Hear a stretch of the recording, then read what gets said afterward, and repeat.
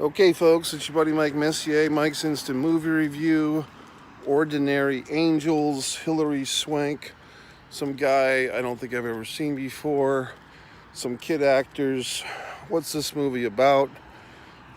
Basically, a little girl needs a liver transplant, and only Hilary Swank can save her life. And other such things in this movie. Uh, I did like the movie. Should you go see it? I think so. I think it's a nice tender tale for just about anybody. High ranking, little surprised perhaps. It wasn't released in time for Oscar consideration. Typically, films released in February are not going to be remembered for the next year's Oscars. So, a lot of these kind of high drama, high impact stories with, human elements of a high stakes nature. Often they come out in December because the Oscars, the SAG-AFTRA Awards, etc., Golden Globes, if you would. But this one, here it is in late February that I'm seeing it, 2024. Also, I'm a little, spoilers, I guess. Basically, there's a woman character that we don't really see a whole lot. We see a little flashback of her at the end. She's the mom. Somehow she tragically dies. She's leaving behind two daughters and a husband, a big, strong guy. They're in Louisville, Kentucky, or outside of Kentucky, Owensboro, somewhere around those parts of the woods. The movie takes place in mostly 1993 into January 17th, apparently, was the big day of 1994. If you have seen the teasers or the trailers for this thing, you probably saw the whole gang of people comes out to help clear the fucking, church field so a helicopter can swoop in and take the little girl to the hospital to get her new liver. So, I like the movie. It's good human elements. The Aunt Sharon or Sharon character that Julia. I keep thinking this would be a good Julia Roberts movie, like 15 or 20 years ago. And do you remember what was that movie? Erin Brockovich, that Julia Roberts got her Oscar love after doing all the rom-coms and all the horse shit. She finally did a serious movie, even though her bosoms were best supporting actresses. And Erin Brockovich was her big role. And I kept thinking, well, gee whiz, this kind of feels like an Erin Brockovich movie for this Hilary Swank. But the reality is, Hilary Swank's been, back in the 90s, Girls Don't Cry or Boys Don't Cry or whoever the fucks don't cry. God damn it. Did she win 2 Academy Awards back to back or nominated? It was, I think she won Best Actress for Boys Don't Cry, when she played the, I guess you would say, cross-dressing character or trans, what do you call it back then? Transgender? She was playing a female dressed as a boy, I believe. Yeah. So but I think she won Best Actress for that, and didn't she also win? Was it a year later, or 2 or 3?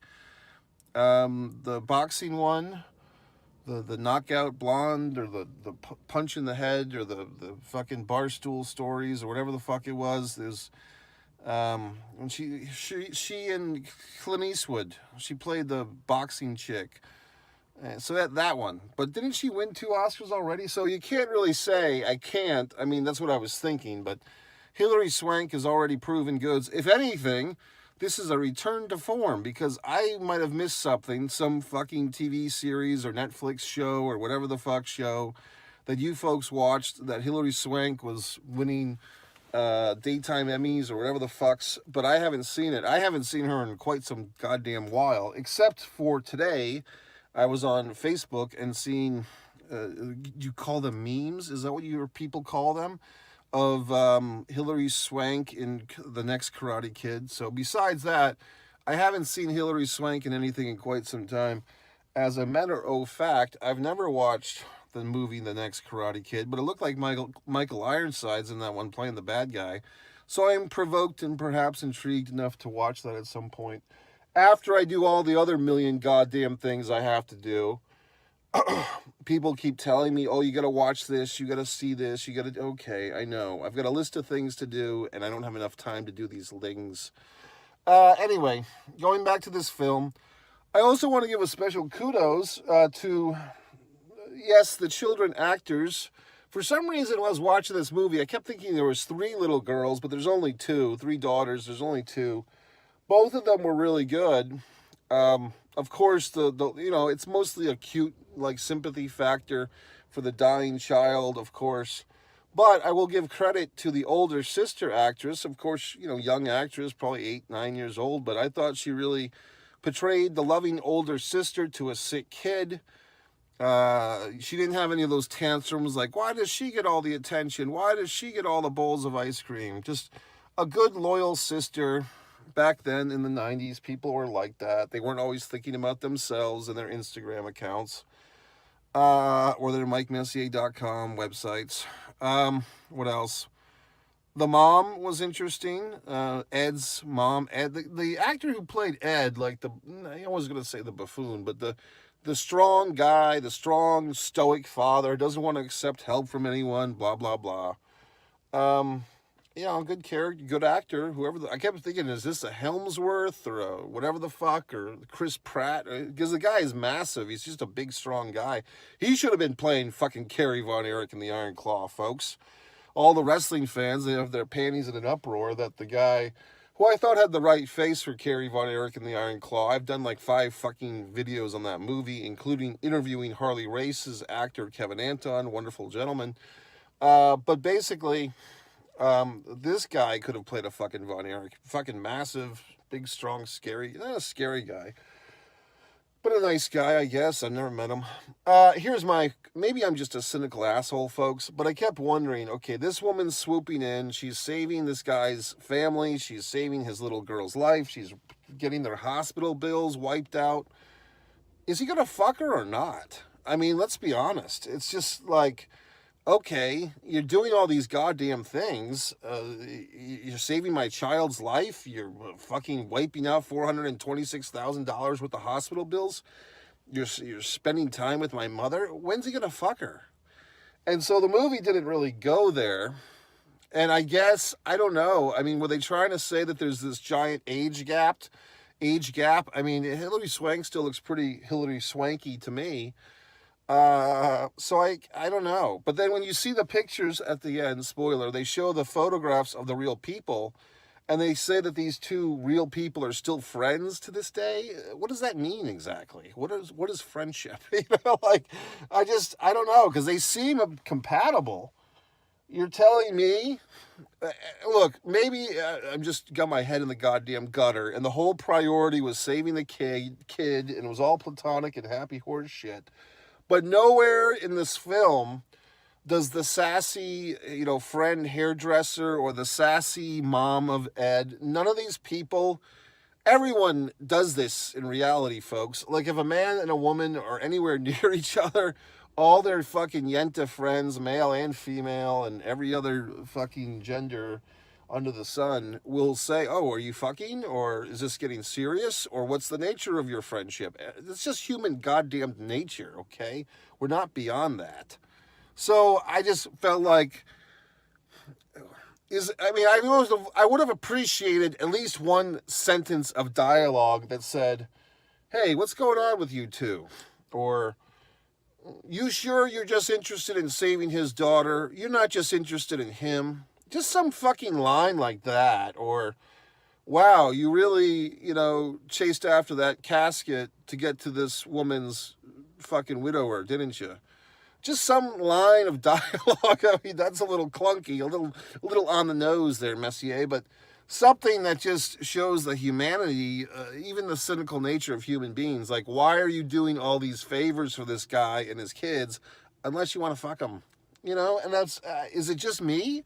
Am I the only one that thinks in such perverted ways? Or am I just being honest about it? Honest Abe, okay? So I don't know. It just bothered me that in a film that was pretty much very great film. I really enjoyed it. And tear jerking, okay, jerking the tears from my face. But look, that's what the sassy fucking hairstylist friend and the sassy fucking mother of Ed, that's what they're there for, is for one of these characters to fucking throw out a line. Wow, you two are spending a lot of time together. Or just some shit like that. Like, she's moving into this family's home. She's taking over the mother role. You know what I mean? She's nurturing this guy's daughters. She's saving their lives. And they're not sharing more than just friendship? Come on. I don't know. I mean, like I said, it could just be fucking me, but I just think that's a natural human goddamn reaction. Not that, look, if that didn't happen, like I was waiting at the end of the movie for them to say, Sharon and Ed fucking married and have been happily together since 1996 or whatever the fuck. I was expecting that. It's just, they've been friends? Are you kidding me? So my point of the matter is this.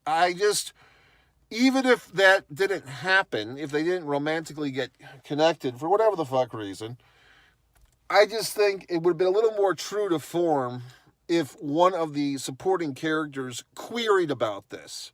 Just a query. You don't have to make anything up as far as, making up some relationship that didn't exist, but just have one of the supporting characters, once a fucking again, that's what they're there for. Like, even the little girl could say, is Aunt Sharon gonna be my new mommy? You know what I mean? Like Christ on a fucking crucifix. God. It's just like, it's so obvious. It's right fucking there. But I guess I have to go in and be the fucking script doctor for everybody all of a sudden, because people just can't pick up the easy 2 points anymore. You know what I mean? You gotta be Stephen Curry and go for 3 all the time. I'm trying to help the industry. I'm trying to save the film industry with my wonderful insights. 81 awards in film and television. MikeMessier.com. You can buy my wonderful novels. If you happen to be in Jacksonville, Florida, you can stop by Chamblin Bookstore. Some of my novels are there. Buy my fucking art on the Foreign Object eBay store. Or you can do nothing and you just sit there and watch this review and say how great it is and how much you laughed, and not subscribe and not like it and not share the URL. It's really up to you.